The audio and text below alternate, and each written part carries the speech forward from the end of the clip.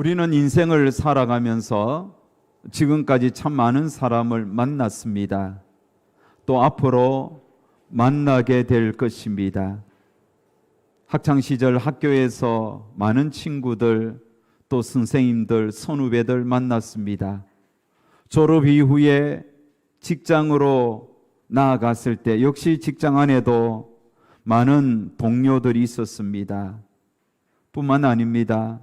우리가 몇몇 교회를 거쳐오면서 믿음의 선후배들도 많이 만났습니다.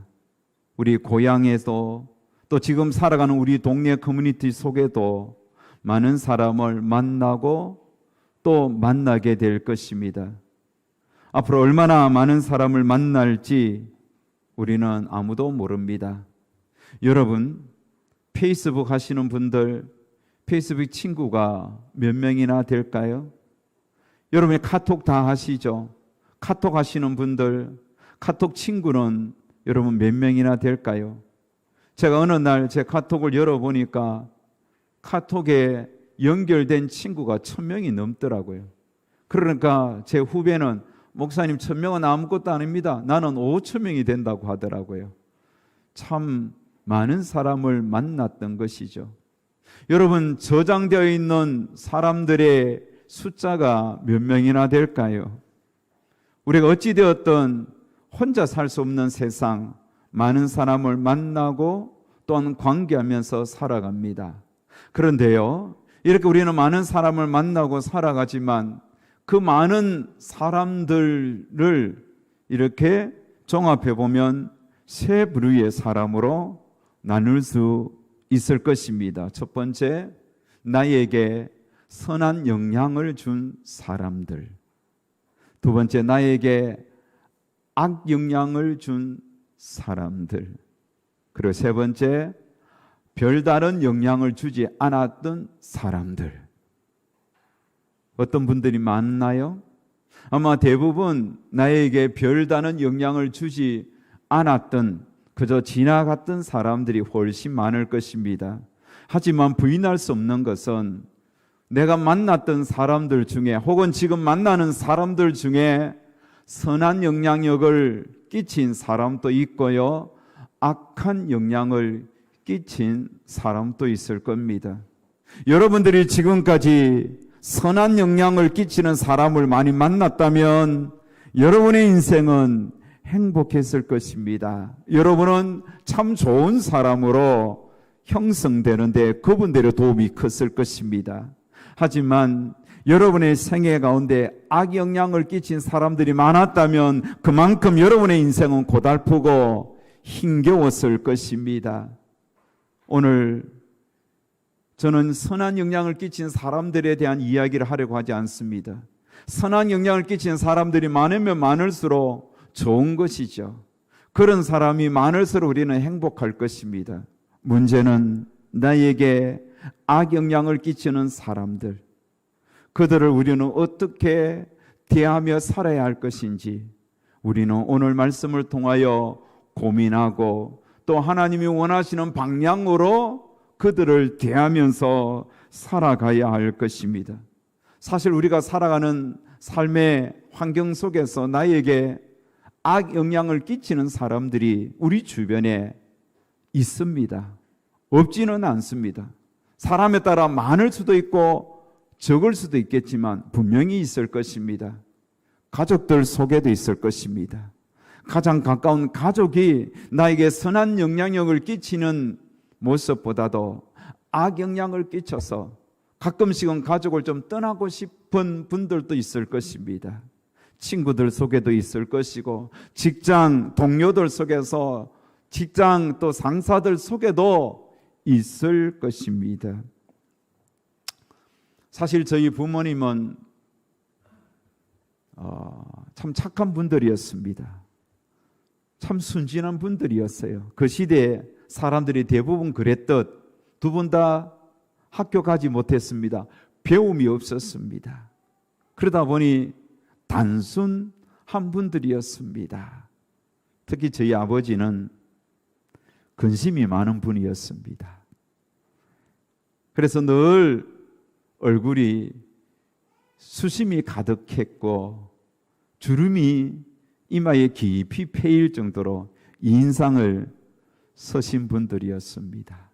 가난하니까, 늘 쪼달리니까 걱정 근심이 많았습니다.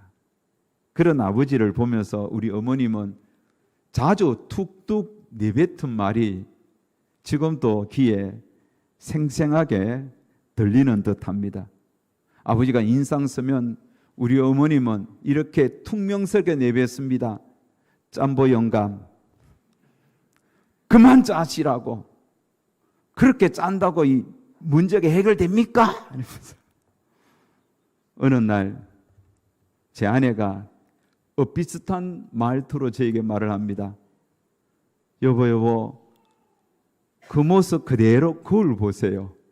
그냥 그대로 거울 보라고. 거울 떡 보면 웬 놈이 나를 째려보고 있습니다. 제가 봐도 무섭습니다. 나도 모르게 제가 인상을 찡그리고 있더라고요. 그 인상을 찡그리는 저희의 거울 속에 비친 모습을 볼 때 깜짝 놀랍니다. 왜냐하면 아버지의 모습이 고스란히 남아 있었기 때문입니다. 어디 여러분 부모겠습니까? 기껏해야 저는 저희 부모로부터 그런 인상 쓰는 거, 사실 우리 형님은 더 하거든요. 훨씬 인상 씁니다. 그래서 20세기 후기 인상파 이러면서 형님을 놀리기도 했던 기억도 나는데, 그런데 이게 우리 형님만 쓰는 게 아니고 어느 날 보니까 누나도 인상을 쓰더라고요. 참 이게 알게 모르게 부모로부터 영향을 받은 것인데, 우리는 기껏해야 이 정도인데 이것보다 훨씬 부모에게서 악영향을 받은 사람들이 많습니다. 부모뿐만 아니라 아내에게서 악영향을 받는 남편들이 있습니다. 참 순진했는데 세월이 흘러서 만나보니까 옛날 순진한 내 친구가 아니야. 아내가 보통 분이 아니니까 그 아내에게 시달리면서 그 인생도 고달픈 거예요. 그런데 김진호 목사님은 남자는 아내한테 시달려야 인간 된다고 했는데 너무 시달려도 문제죠. 혹은 아내들, 남편에게 시달리는 아내들도 얼마나 많습니까? 친구에게 시달리는 분들, 혹은 직장 가기 싫어하는 분들, 다 우리 주변에 나에게 선한 영향력이 아니라 악영향을 끼치는 사람들이 많기 때문에 내 인생이 고달픈 것입니다.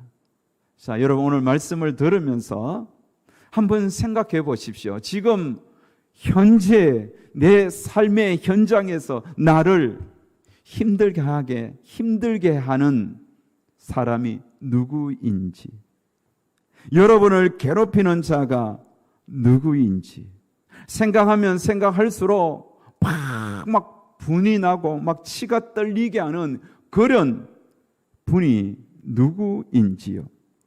다 용서해도 정말 그 사람만은 나는 용서할 수 없어 라고 도무지 용서하지 못할 정도로 여러분을 낙심시키고 깊은 상처를 준 분이 누구인지, 그 사람의 이름을 여러분 똑똑하게 기억하시지요. 세월은 흘렀는데 여전히 그 상처가 아물지 않은 채로 아직도 내 속마음은 피가 나고 막 상처에 덫이 나고 이것저것 막 밴드를 붙여넣어도 낫지 않고 나를 힘들게 하는 사람이 누구인지요.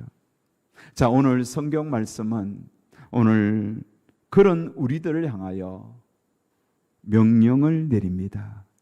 어떻게 행동하라 명령을 내립니다. 그것도 아주 구체적으로 하나님의 명령을 한번 살펴볼까요?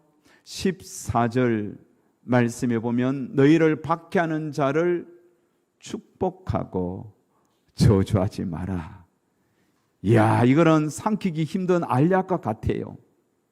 삼키려고 했는데 튀어나오는 거예요. 너희를 밖에 하는 자를 축복하라. 축복하려고 하니까 축복이 튀어나오는 거예요. 어떻게 축복하란 말입니까? 여러분, 그런 반항심이 생기지 않는지요? 축복은 못한다 할지라도 저주는 할 수 있겠죠. 그런데 주님은 저주하지 마라, 축복하라, 이런 명령을 내립니다. 또 하나님의 말씀은 17절에 보면 아무에게도 악을 악으로 갚지 말고 모든 사람 앞에서 선한 일을 도모하라. 악으로 악을 갚지 말라는 겁니다. 모든 사람 앞에서 선한 일을 도모하라.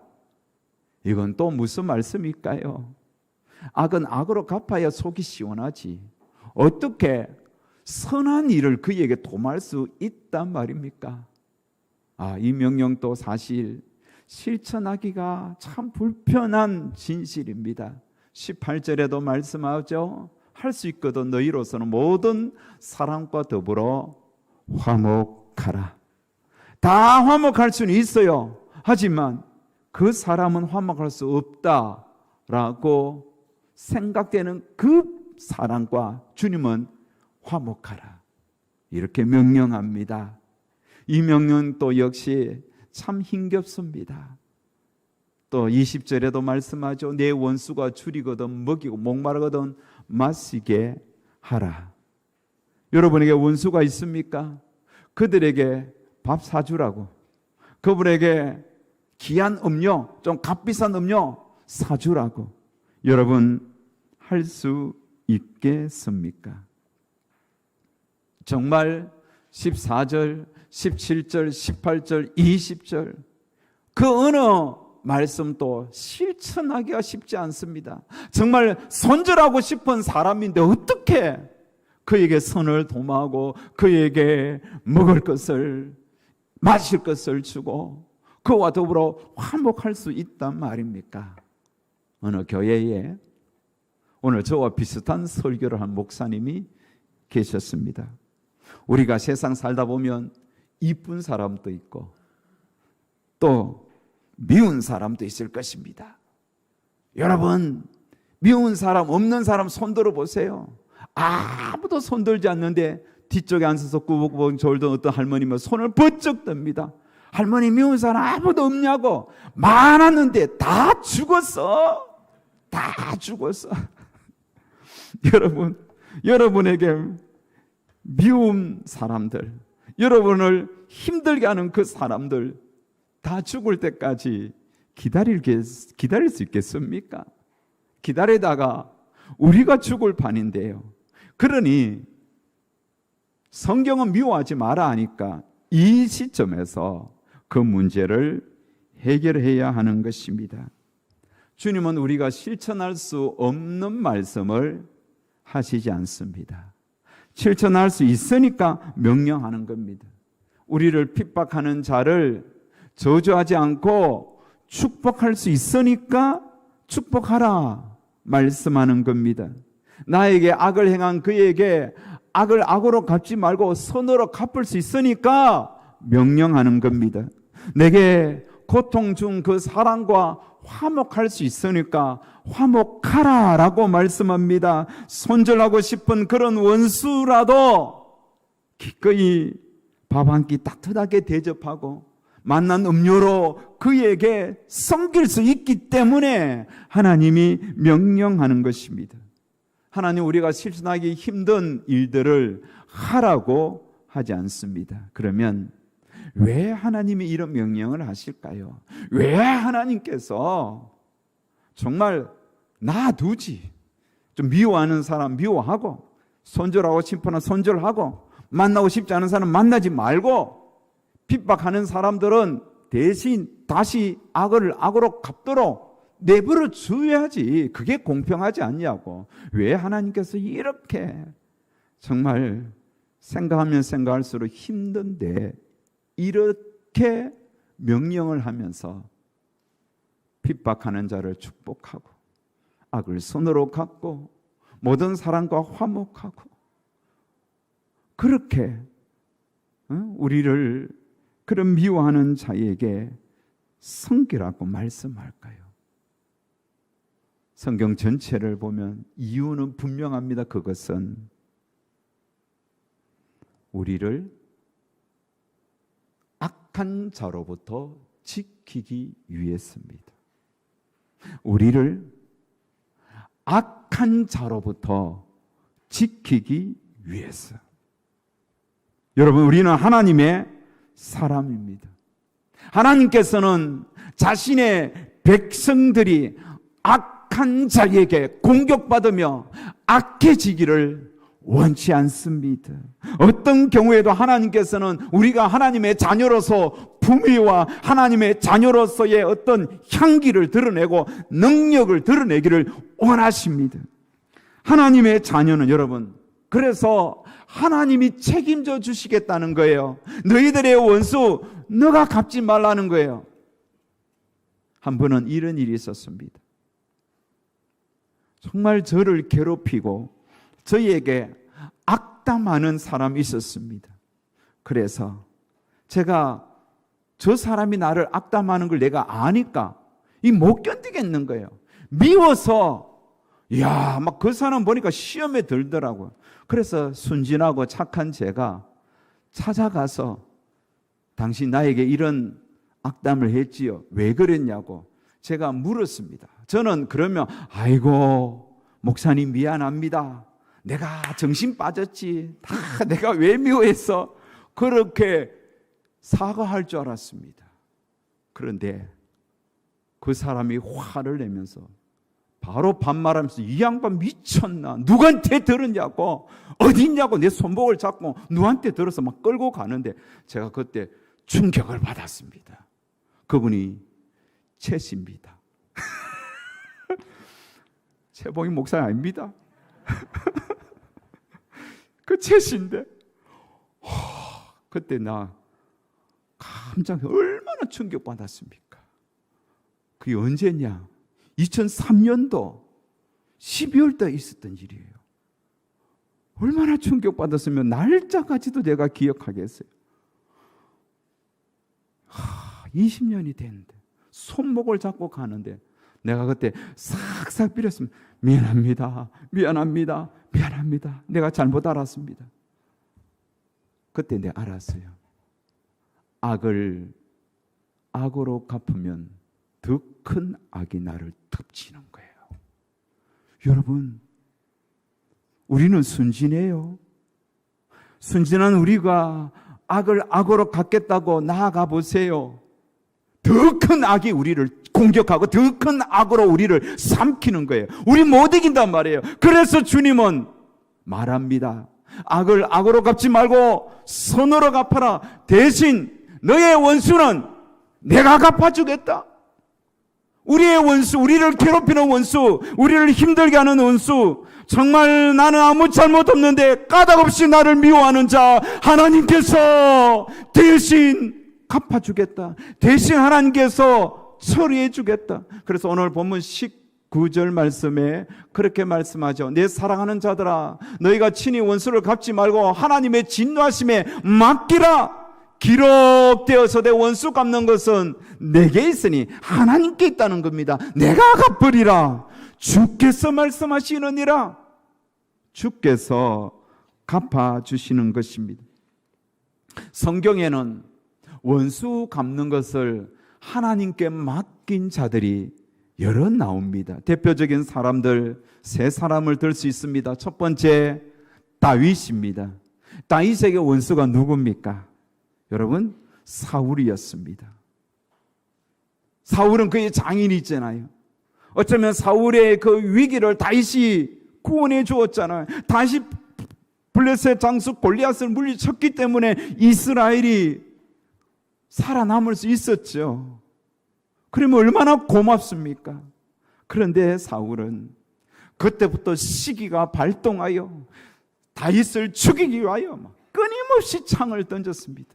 그가 악신에 들려 고통스러워할 때 다윗이 수금을 켜면서 그의 악기들을 물리쳐 줬잖아요. 그런데 그런 다윗을 사울이 끊임없이 공격했습니다. 다윗은 사울의 공격을 받아 어쩔 수 없이 광야로 도망가야만 했습니다. 차디찬 냉기가 올라오는 그 광야에서 정말 하늘의 별을 벗삼아 잠을 이룬 날이 얼마나 많았습니까? 자다 보면 추위에 몸이 오들오들 떨 때가 얼마나 많았습니까? 속에 분노가 치밀어 올랐을 거예요. 하나님은 그런 다윗에게 사울을 죽일 수 있는, 눈앞에 정말 죽일 수 있는 그런 찬스가 있었습니다. 바로 눈앞에. 그래서 신하들이 주여, 왕이여, 명령만 하십시오. 단번에 그를 찔러 죽이겠습니다. 사울이 그렇게 눈앞에 있을 때 다윗이 죽이라 했나요? 아니요. 하나님이 기름 부은 종을 손대지 마라. 그의 옷자락만 펴고 그의 창과 물병만 들고 오고 그의 목숨에 손대지 않았습니다. 하나님께 맡겼습니다. 하나님께 맡겼어요. 하나님께서 나중에 사울을 다스렸잖아요. 원수 갚는 거 하나님께 맡긴 다윗. 이렇게 할 수 있다는 거잖아요. 두 번째 사람은 요셉입니다. 요셉에게 원수는 누구였습니까? 형들이었습니다. 형들이 어떻게 동생을 그렇게 팔아 넘길 수 있습니까? 미디안 상인에 팔려 포박된 채 그 흙먼지 일으키는 수레에 타고 끌려가는 여러분 요셉을 생각해 보셨습니까? 고향이 멀리 떠나 보이냅니다. 형들의 비웃는 소리가 들립니다. 부모 형제를 보지 못합니다. 여러분 그렇게 어린 나이에 팔려가는 요셉의 심정이 이해되십니까? 낯선 곳에 팔려가 정말 가진 고생하면서 얼마나 형들에 대한 원망과 분노가 쌓였겠습니까? 세월이 흘러 그 형들이 눈앞에 나타났습니다. 금방 알아보는 거예요. 그만큼 상처가 컸기 때문에 상처를 준 자 딱 보니까 바로 알아보는 거예요. 세월이 흘러도 10년이 흘러도 알아보는 거예요. 그렇지만 요셉은 그 형들에게 원수 갚지 않았습니다. 형들이 여전히 자신을 팔았듯이 위기에 빠진 형제를 어떻게 대하느냐 실험은 해보았습니다. 그래서 시몬을 결박하기도 하고 베냐민을 다시 돌려보내지 않고 자기 곁에 두어서 양식을 다시 가져오게 하기도 하고 이렇게 저렇게 형제를 다시 돌아오게 하고 이렇게 저렇게 실험은 했습니다. 하지만 원수는 갚지 않았습니다. 왜요? 알거든요. 원수는 하나님께서 갚으신다. 하나님께서 갚으실 거라고. 자기의 억울함은 하나님이 풀어주실 것이라고 요셉은 그 사실을 믿었던 것입니다. 사랑하는 여러분, 이게 참 중요한 거예요. 또 세 번째 사람, 우리는 서대반을 들 수가 있습니다. 서대반은 돌에 맞아 죽어가고 있었습니다. 그가 복음 전한다고 많은 사람들이 그를 향하여 투석을 했습니다.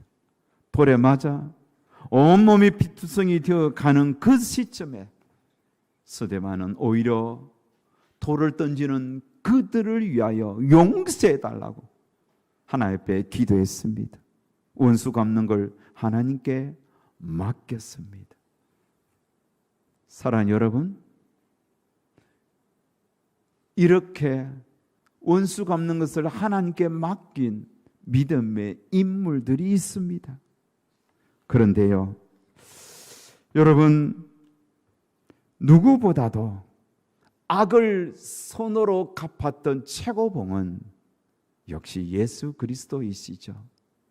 예수님은 십자가에 못 박혀 정말 고통스러워하는 그 순간에도 자신을 비난하는, 자신을 향하여 핍박하는 그 많은 자들을 위하여 이렇게 용서의 기도를 했습니다. 누가복음 23장 34절에 보면 아버지 저들을 사하여 주옵소서 자기들이 하는 것을 알지 못함이니이다.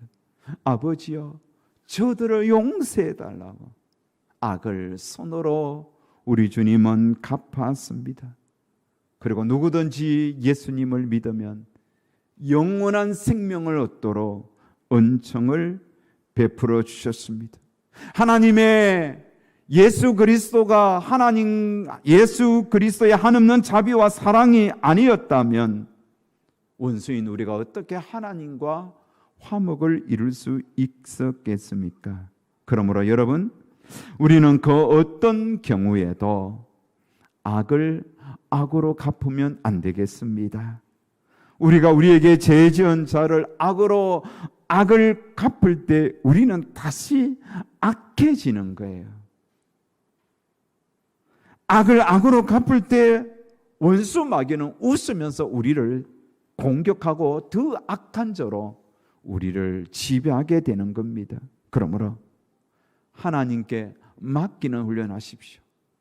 억울한 일이 있을 때 하나님께 풀어달라고 간구하십시오. 힘든 일이 있을 때 하나님 앞에 그 힘든 일을 쏟아놓으시기 바랍니다. 사울에게 고통당했던 다윗이 시편을 읽어보십시오. 얼마나 하나님 앞에 자기의 억울함을 호소했습니까? 하나님이 해결해 달라고 하나님 앞에 다 쏟아놓았어요. 그리고 사울에게는 한없는 자비를 베풀었습니다. 핍박하는 자를 오히려 축복했습니다. 그리고 그를 위하여 기도하는 거예요. 이게 우리가 해야 할 일입니다. 여러분, 오늘 말씀을 들으면서 우리는 자연스럽게 내 주변을 생각하게 되죠. 우리 주변에는 여전히 나를 힘들게 하는 사람이 있습니다.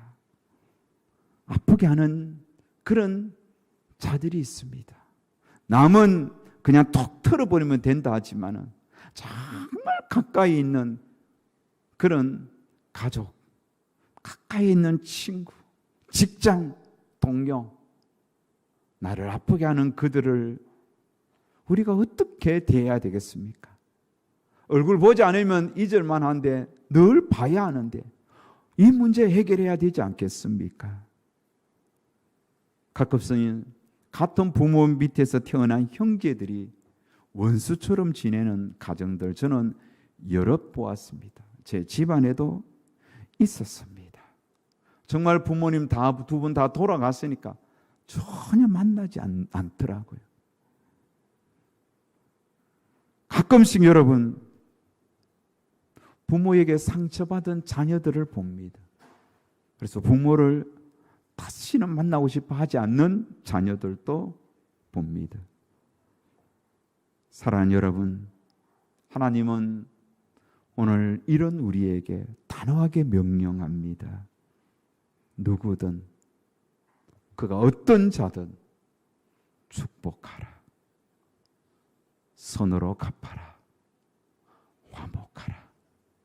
이게 하나님의 명령입니다. 왜요? 우리를 악으로부터 지켜주시기 위해. 그것을 해결하지 못하면 그 사람의 악 영향이 나를 더 힘겹게 합니다. 나를 더 지치게 하여 나를 더 고통스럽게 하기 때문에 우리를 위해서, 우리를 살리기 위하여, 우리를 악으로부터 보호해 주시기 위하여 억지로라도 축복하시고 억지로라도 그에게 화목을 이루시고 그렇게 하셔야 됩니다. 참 우리 민족은 좋은 민족입니다. 우리 민족의 속담조차도 성경적이에요. 미운 놈 떡 하나 더 준다.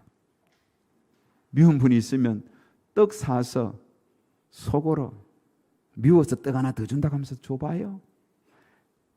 또 미우면 또 떡 줘봐요.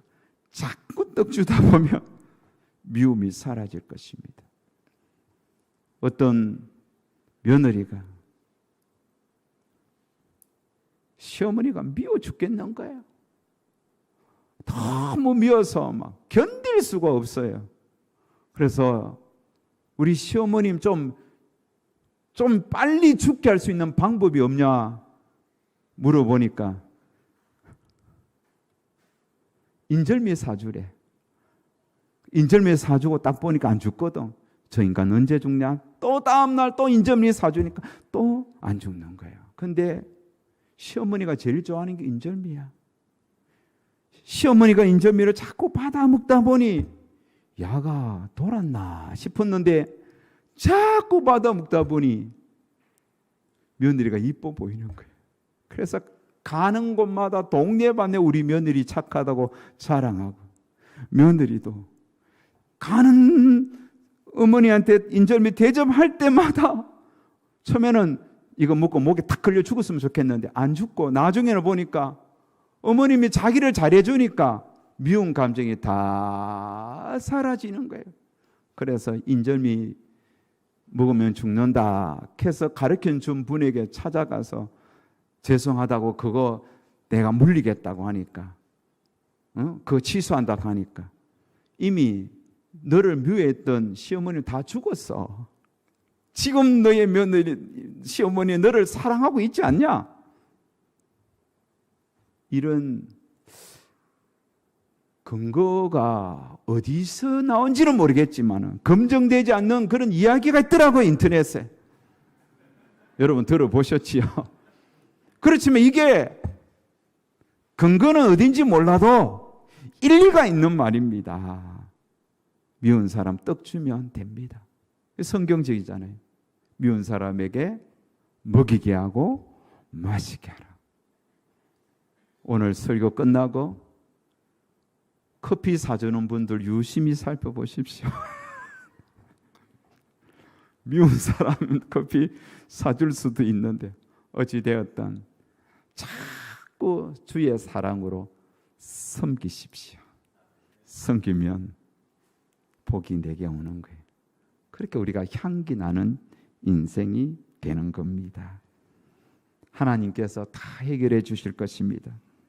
마지막으로 로마서 13장 8절 말씀에 보면 우리 다 같이 한 장 넘기면 나오죠. 한번 큰 소리로 읽고 말씀을 마치겠습니다. 13장 8절 시작. 피차 사랑의 빛 외에는 아무에게든지 아무 빛도 지지 말라. 남을 사랑하는 자는 율법을 다 이루었느니라. 아멘. 아무 빛도 지지 말고 누구에게 사랑만 가득 남기시기를 주의 이름으로 축복합니다.